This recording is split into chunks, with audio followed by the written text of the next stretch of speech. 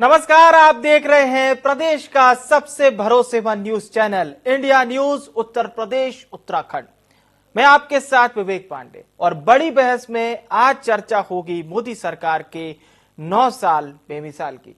दरअसल मोदी सरकार के 9 साल पूरे हो चुके हैं। 6 मई 2014 का वो दिन था जब नरेंद्र मोदी ने देश के प्रधानमंत्री के तौर पर पहली बार शपथ ली थी। इसके बाद 2019 में फिर से मोदी सरकार प्रचंड बहुमत के साथ सत्ता में आई और 30 मई 2019 को पीएम मोदी ने बतौर प्रधानमंत्री अपने दूसरे कार्यकाल के लिए शपथ ली। और आज प्रधानमंत्री नरेंद्र मोदी, लोकसभा अध्यक्ष ओम बिरला नए संसद भवन को देश को समर्पित करने जा रहे हैं। अपने 9 साल के कार्यकाल में पीएम मोदी ने देश में कई योजनाएं शुरू की। इतना ही नहीं, 9 सालों में पीएम मोदी ने कई ऐसे फैसले भी लिए जिसने सिर्फ देश और दुनिया के लोगों को चौंकाया ही नहीं, बल्कि दुनिया भर में नए भारत की एक नई तस्वीर पेश की। सर्जिकल स्ट्राइक, नोटबंदी, बालाकोट एयर स्ट्राइक, आर्टिकल 370 और नागरिकता संशोधन कानून यानी कि सीएए अल्पसंख्यकों के लिए भारतीय नागरिकता देने का रास्ता खोला। जो भारत के 3 पड़ोसी देशों पाकिस्तान, बांग्लादेश और अफगानिस्तान से उत्पीड़न या किसी और कारण से अपना देश छोड़कर यहां आए थे। इसके अलावा 3 तलाक मुद्दे पर मोदी सरकार ने 30 जुलाई 2019 में 3 तलाक विधेयक पारित किया था, जिसके बाद मुस्लिम समाज में 3 तलाक देना अपराध की श्रेणी में आ गया। मोदी सरकार के महत्वपूर्ण फैसलों पर जहां देश विदेश में सुर्खियां बनी रही, तो वहीं विपक्षी पार्टियों की तरफ से आलोचना भी हुई। लेकिन पीएम मोदी के इस फैसले को इतिहास हमेशा याद रखेगा, जिसने दुनिया भर में नए भारत की एक नई तस्वीर को पेश किया। तो प्रधानमंत्री नरेंद्र मोदी 2014 में जब मोदी सरकार अस्तित्व में आई और उसके बाद एकाएक फैसले, फिर वो चाहे पहली सरकार के हों या फिर मोदी सरकार का ये जो दूसरा कार्यकाल है जो 2019 से शुरू होता है और ये 2024 तक चलेगा। 9 साल पूरे हो चुके हैं और 9 साल में क्या कुछ खास रहा ये हम आपको अब बताएंगे। तो 6 मई 2014 का वो ऐतिहासिक दिन था जब नरेंद्र मोदी ने प्रधानमंत्री पद की शपथ ली थी। दशकों से देश में अस्थिर सरकारें बन रही थी। ऐसे में पूर्ण बहुमत की सरकार लगातार 2 बार बनाना बीजेपी, खासकर नरेंद्र मोदी के लिए ऐतिहासिक रहा। मोदी सरकार के कार्यकाल में कश्मीर से धारा 370 हटना हो या राम मंदिर का निर्माण का उद्घाटन जिस प्रकार से होने वाला, काशी विश्वनाथ कॉरिडोर बनवाना हो या प्रयागराज कुंभ में स्नान करके धर्म संदेश देना, ऐतिहासिक रहा। अब आप देखिए ब्यूरो चीफ राघवेंद्र पांडे की ये स्पेशल रिपोर्ट।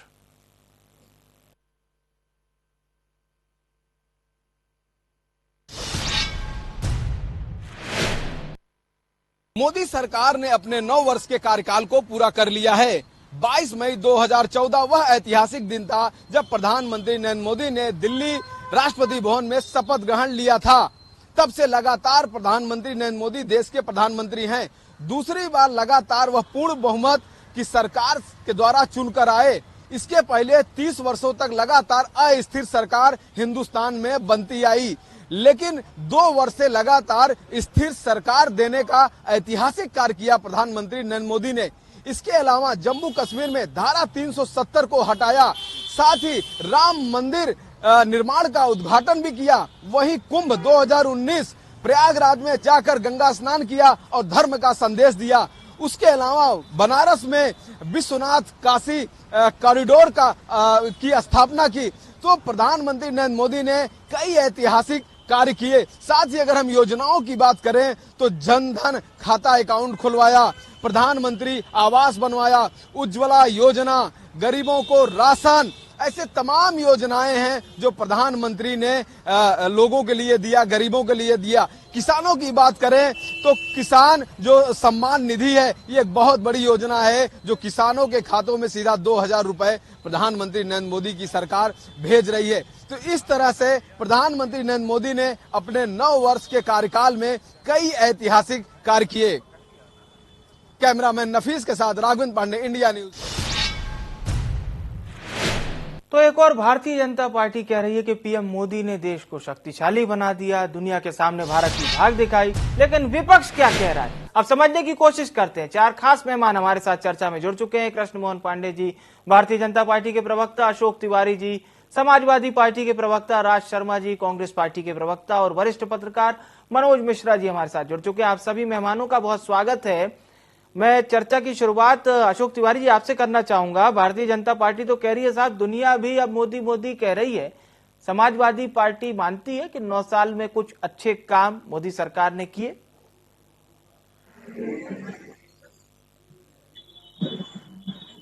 जी तिवारी साहब, तिवारी साहब आप कृपया अपने साउंड को अनम्यूट कर लीजिए ताकि आपकी पूरी बात हमारे दर्शक भी सुन सकें। जी चलिए, मैं कांग्रेस प्रवक्ता राज शर्मा जी के पास आता हूं और फिर हम तिवारी साहब से जुड़ेंगे। शर्मा साहब, 1984 में ऐतिहासिक बहुमत, उसके बाद अस्थिर सरकार चलना और फिर 2014 में आप लोग अपदस्थ होते हैं। अब 9 साल पूरे हो चुके हैं। क्या आप लोग मानते हैं कि 9 साल में इस सरकार ने कुछ अच्छे डिसीजन भी लिए? हेलो, आवाज आ रही है? जी बोलिए। मैं एक बात जरूर कह जी। सकता हूं कि जो जी। भी कोई सरकार होती है ऐसा भी नहीं 100% ही खराब डिसीजन लेती है। लेकिन सवाल यहाँ पे है कि जिस चीज के लिए चुना गया था इस सरकार को, जो जी। भोली भाली जनता ने जिस प्यार से, मैं बोलूं मेरी आवाज? जी जी आप बोलिए बोलिए शर्मा जी, अभी आप जिस बोलिए। प्रकार से भारत की जनता ने जिस मोह से, जिस हाँ। लाड से सरकार को चुना था, हाँ। उसके हिसाब से ये सरकार फेल हो चुकी है। हाँ। आप अगर देखें तो आपने जैसे बताया 6 मई 2014 को ये ऐतिहासिक दिन नहीं था। ये हाँ। कोई भारत की आजादी के बाद पहले प्रधानमंत्री नहीं थे कि ऐतिहासिक दिन होगा। ऐतिहासिक दिन वो भी था जब मनमोहन सिंह साहब ने 2 बार टर्म में सरकार बनाई, राजीव गांधी जी ने शपथ ली, इंदिरा जी ने शपथ ली, नरसिम्हा राव जी ने शपथ ली, देवे गौड़ा साहब ने शपथ ली, चंद्रशेखर साहब ने शपथ ली। तो मैं सोचता हूँ जब भी कोई प्रधानमंत्री देश का बनने के लिए जो व्यक्ति किसी भी पार्टी का नेता होता है तो वो हर कोई दिन ऐतिहासिक होता है। लेकिन अब आ जाए कि इन्होंने करा क्या? इन्होंने ये करा, लगभग 150 को निलंबित करा क्या और बताइए? ये दुश्मनी निभा रहे, और जो लोकतांत्रिक व्यवस्था है उसमें ये दुश्मनी निभाने लगे। आप हमेशा देखिएगा कि, और तीसरी बात बताऊंगा कि इनको विपक्ष का नेता अपने भारतीय जनता पार्टी के जो छोटे से छोटा नेता हो वो तो इन्हें दिखता है कि वो राष्ट्रवाद है, और जो विपक्ष के नेता है वो इन्हें लगता है जैसे देश के रहने वाले नहीं। तो जो ये सोच जो पनपी है, ये सोच जो पैदा हुई, ये देश के लिए बड़ी घातक हो रही है। अब एक और बात चल रही है कि पूरे 9 साल भावनाओं की तो बात करें, काम क्या करा बताइए? आप इनके मंत्रालय ने क्या काम करा? अभी ट्रेन का उद्घाटन हुआ तो प्रधानमंत्री जी ने कर दिया, क्योंकि रेलवे मिनिस्टर शायद बिजी थे। अगर कहीं हॉस्पिटल खुलना है तो वो कर देंगे, कहीं रोड, छोटी सी रोड बननी है वो कर देंगे। अच्छा, बस इतनी बात है कि दिल्ली में केजरीवाल साहब ने बुलाया नहीं, वरना वो मोहल्ला क्लिनिक का भी उद्घाटन कर देते। देखिए, जिसकी जो सीट है, जिसको जो काम करना चाहिए वो काम निश्चित रूप से मान लीजिए प्रधानमंत्री जी ने बिल्कुल नहीं किया। और देश, आप जो कह रहे हैं ना 9 साल बेमिसाल, ये 9 साल का हमारी आवाज आ रही है? क्या देश को दिया गया बताइए? आप बताइए देश को क्या दिया? आज कोई भी देश की आप बताइए, रेलवे तो देख लीजिए, कोई एक ट्रेन जो सही टाइम पे आ जाए, इनके पास रेलवे लाइन है नहीं। ये वंदे मातरम की बात करते हैं, वंदे मातरम की बात बोलते हैं तो झूठ कितना है? हाँ। उसकी speed on an average 64 kilometre. चलिए, तो कई सारे आपके सवाल है, यानी कि विपक्ष के सवाल है। प्रमुख पार्टी कांग्रेस, आवाज आ रही है? अब अशोक तिवारी जी मैं आपसे जवाब ले लेता हूं। समाजवादी पार्टी मोदी सरकार के 9 साल के कार्यकाल को किस तरह से देखती है? आपको क्या लगता है, क्या कहता है आप लोगों का मंथन? देखिए, जनता के लिए बड़ी खुशी की बात है कि इसके 9 साल पूरे हो गए हैं और अपने आखिरी चरण में प्रवेश कर रही है भाजपा। पूरे देश की जनता, उत्तर प्रदेश की जनता त्रस्त है, बेहाल है। इस तरह से है कि वो दिन गिन रही है कि कैसे ही जो 2024 का चुनाव का समय आए और हम भारतीय जनता पार्टी को जो है बेदखल कर दें।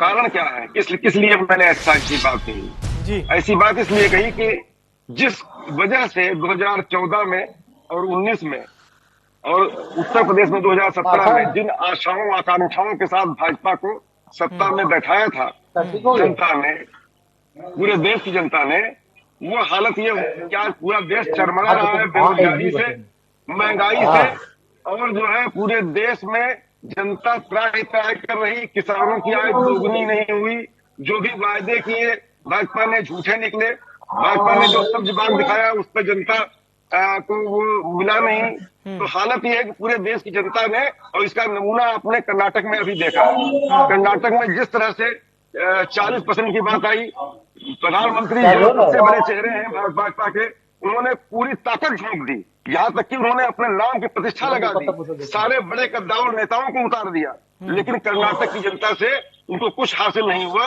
और वहां काफी बड़े अंतर से कांग्रेस ने सरकार बनाई। ये नमूना पेश हुआ है, वहीं से भाजपा की उल्टी गिनती शुरू हो चुकी है और 9 साल पूरे होने पर वो अपने अंतिम वर्ष में प्रवेश कर रही है।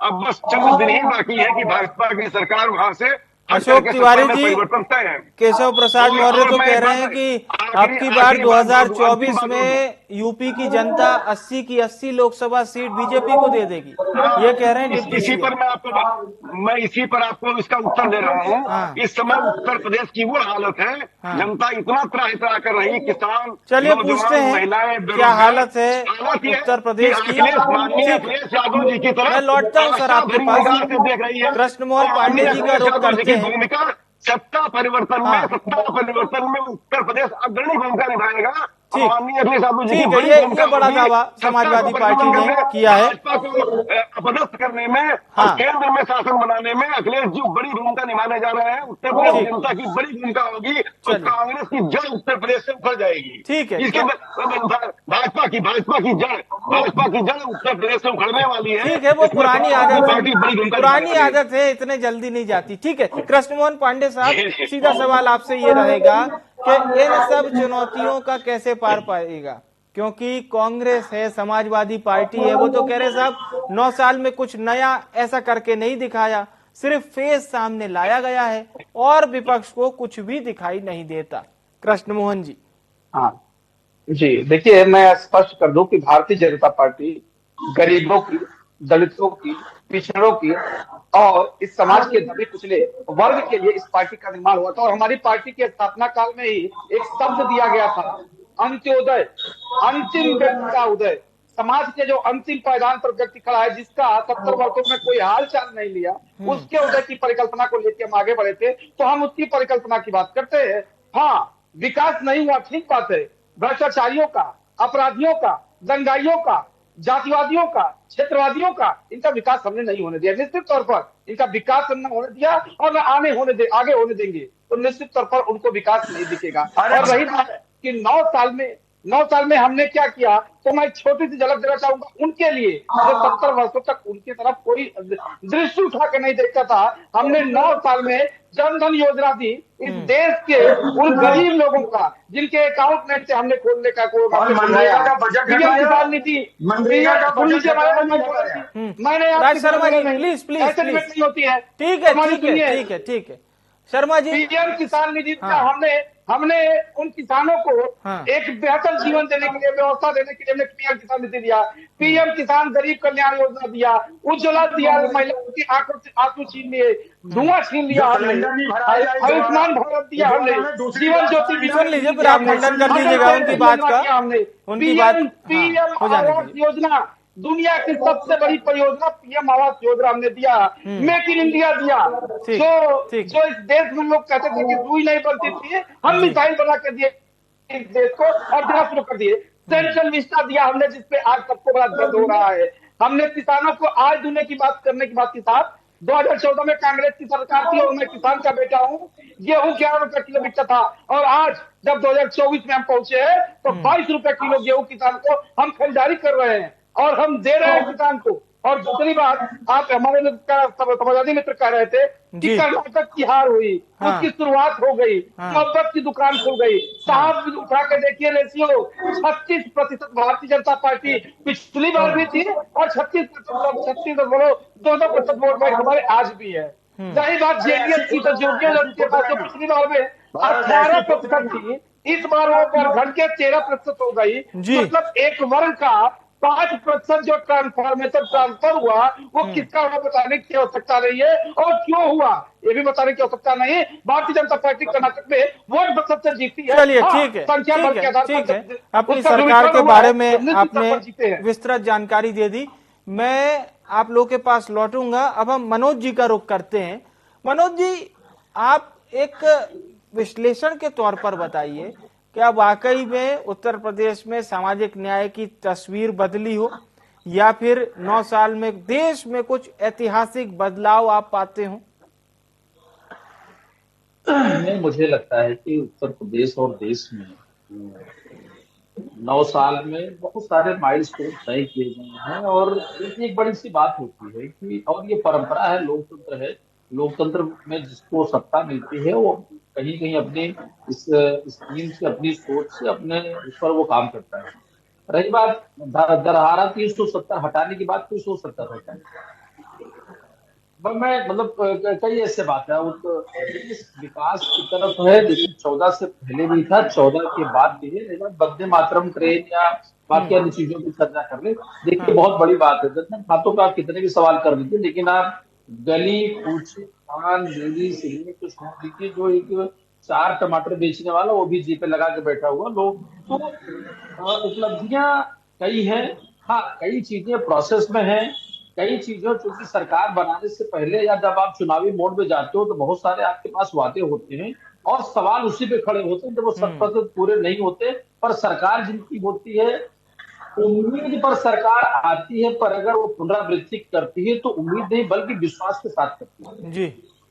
ये चुनाव हार जाना, मोदी की छवि से लेकर के बाकी सब चीजों पर करना, और अब नगर पालिका परिषद और नगर पंचायत के चुनाव के बाद अगर 2024 का सेमीफाइनल आप देखते हैं, बाई इलेक्शन विधानसभा के बाद हार जीत में अगर आप 2024 का देखते हैं तो फिर बाकी चीजें भी आपको देखनी पड़ेंगी। हिमाचल की जीत अगर आप देखते हैं, आप अगर कर्नाटक की जीत देखते हैं, तो पीछे लगातार 10 साल के सरकार के बाद पूर्वोत्तर राज्यों से लेकर के मैं दक्षिण की बात कर लूं, या एक समय था तो 21-22 राज्यों में एनडीए गठबंधन की सरकार हुआ करती है। लोकतंत्र है। मैं फिर इस बात को इसलिए कहना चाहूंगा कि सवाल बेहतर होंगे, विपक्ष बेहतर होगा तो सरकार को बेहतर काम करने के हम उत्साहित भी करेंगे। किए हुए कामों की आपको कहीं उत्तर प्रदेश की बात कर लें तो सराहना भी करनी पड़ेगी। उत्तर प्रदेश में चाहे वो हम पूर्वांचल की बात करते हैं, हम बुंदेलखंड की बात करते हैं, देखिए हम लोगों ने, चूंकि हम यूपी के रहने वाले हैं और हम 13 राज्यों में काम कर रहे हैं। जब एक वक्त हुआ करता था पवन जी, आज से 8 साल 10 साल 7 साल पहले तो हम अन्य राज्यों में जाते थे तो उनकी सड़कें, उनका विकास, उनकी शिक्षा, उनकी चीजों को देख करके आज 4 बड़े, ठीक है, मायावती जी ने यमुना का मिशन दिया, अखिल जी ने आगरा दिया, लेकिन योगी जी ने फिर चाहे बुंदेलखंड की बात करते हैं, बिल्कुल। मैं एक रिएक्शन अब अशोक तिवारी जी से लेना चाहूंगा। अशोक तिवारी जी, बिल्कुल 1 मिनट में रिएक्शन दीजिएगा और ये बताइएगा कि किस प्रकार से ये जो 80 सीटें हैं वो बीजेपी के खाते में ना जाए, सपा के पास क्या प्लान है? जी देखिए, सपा को प्लान सारा कुछ प्लान ऐसा कुछ कर दिया है भाजपा ने समाज के अंदर कि जो है ना दलित खुश है, ना पिछड़ा खुश है। पिछड़ों के आरक्षण की हक को मारने का प्रयास किया। उधर जो है सवर्ण खुश नहीं है, उसको नौकरी नहीं मिल रही है। व्यापारी खुश नहीं है, उसका रोजगार नहीं चल रहा है। पूरी तरह से हाहाकार है। बेरोजगारी, महंगाई, भ्रष्टाचार, सभी कुछ का इतना हाहाकार है कि आज भारतीय जनता पार्टी जब से कर्नाटक में हारी है, उत्तर प्रदेश में दबाव महसूस कर रही है। आपने खुद ही इस चीज को चलाया है जनता की आज मंत्रियों को लड़ाने की बात हो रही है, आज बड़े बड़े अपने कद्दावर मंत्रियों को उतारने की बात कर रही है। उसको डर लग रहा है, वो अभियान, जनसंपर्क अभियान चलाने जा रही है। डरी हुई है कि समाजवादी पार्टी का जो छवि हमारे अखिलेश यादव जी की न्यायप्रिय और स्वच्छ छवि और विकास पुरुष के रूप में उनको जनता देख रही है, विकास पुरुष के रूप में, जिसने जो है बड़ी बड़ी चीजें दी उत्तर प्रदेश को। तो आज समाजवादी पार्टी का इतना आतंक है, इतना डर है भाजपा के अंदर कि जनता इस समय खिंची चली आ रही है अखिलेश यादव की ओर, समाजवादी की ओर। हम लोगों को बस उसको जो है जा करके बस मिलना है, समझाना है, अपनी बात रखनी है। वो हम कर रहे हैं। बूथ स्तर तक हमारा कार्य चल रहा है, तेजी से चल रहा है और सारी चीजें आगे बढ़ रही हैं। अब खाली इसको बस सत्ता से उतारने के लिए एक बस खाली चुनाव आ जाए और समाजवादी पार्टी। चलिए, अच्छी बात है। चुनाव तो वैसे अभी भी आए थे, शायद आप लोग नहीं देख पाए, चुनाव आए थे। चलिए, मैं शर्मा साहब आपसे एक फाइनल डिसीजन, एक रिएक्शन लेना चाहूंगा। कर्नाटक से उदय तो कर लिया है सर, अब क्या बाकी राज्यों में भी कांग्रेस सत्ता में वापसी करेगी? देखिए, छत्तीसगढ़ हो, झारखंड हो, राजस्थान हो, मध्य प्रदेश हो, आप ये मान लीजिएगा कि हम वहां सरकार रिपीट करेंगे। और मध्य प्रदेश में मैं अपनी सरकार मानता हूँ। ये तो चोरी से इन्होंने सरकार बना ली है। बाकी आप मुझे बता दीजिए, भारतीय जनता पार्टी के प्रवक्ता बैठे, इनकी प्योर सरकार कितने प्रदेशों में है बताइए। आप कहते हैं आपने अनुसूचित जाति के लिए करा, शेड्यूल ट्राइब के लिए, अरे क्या करा आपने? आप किसी को पचा नहीं पा रहे हो। आपने 2-3 काम बहुत अच्छे करे हैं कि किसी को बोलने मत दो। अच्छा, मैं इसमें भी माफी देता हूं, क्योंकि आप ही की पार्टी में 2-4 नेता को छोड़ के एमपी की हिम्मत नहीं जो बोल दे, विधायक की हिम्मत नहीं जो बोल दे, मेयर की हिम्मत नहीं जो बोल दे। अरे 3-4 लोगों के सिवाय कोई बोलने वाला? कभी आपने अपने बड़े नेता को देखा कि अगल बगल किसी प्रोग्राम में बैठते हैं तो मुंह ऐसे झाड़ते हुए शेर की तरह बना देते कि बगल वाले गृह मंत्री हो या डिफेंस मिनिस्टर हो या कोई हेल्थ मिनिस्टर हो, बोल नहीं सकते? आप देश को गूंगा बना रहे हो और ये देश अपने आप को ज्यादा दिन अब गूंगा बने हुए नहीं रह सकता। इसलिए अब आप विपक्ष में बैठने की जो हैबिट है आपकी, जो हैबिचुअल हो और जो आपकी आइडियोलॉजी है, आप विपक्ष में बहुत अच्छा काम कर सकते थे। आप पक्ष में आए, आपने देश को क्या दिया? बिल्कुल, एक छोटा सा रिएक्शन पांडे जी आपका। ठीक है, एक छोटा सा रिएक्शन पांडे जी जी। देखिए, हमारे मित्र जो है राज शर्मा जी बड़ी अच्छी बात कर रहे थे कि कोई बोलने नहीं दे रहा है, क्योंकि ये भूल गए हैं कि ये कांग्रेस पार्टी में ही है। और कांग्रेस पार्टी जो है, उनके जो मुखिया हैं आदरणीय सोनिया जी और राहुल जी के सामने कौन नहीं बोल पाता है। वो तो कई बार क्या क्या आता है कि कुत्तों के प्लेट से अपने नेताओं को खाना खिलाते हैं जी, बोलते हैं इसी में से बिस्किट खाइए। तो वो तो आपका चरित्र रहा है। आप बिल्कुल बहुत माफी के साथ मैं आप सभी मेहमानों का धन्यवाद करना चाहूंगा। समय समाप्ति हो चुकी है। आप सभी मेहमानों का धन्यवाद। 9 साल पूरे हो चुके हैं मोदी सरकार के, लेकिन सियासत बदस्तूर जारी है। अपनी अपनी राय है। हालांकि आप क्या मानते हैं, मोदी सरकार के कार्यकाल में वाकई बेहतर काम हुआ है या विपक्ष जो बात कह रहा है उसको मानते हैं? फिलहाल के लिए बड़ी बहस में इतना ही। मुझे यानी विवेक को दीजिए इजाजत। नमस्कार।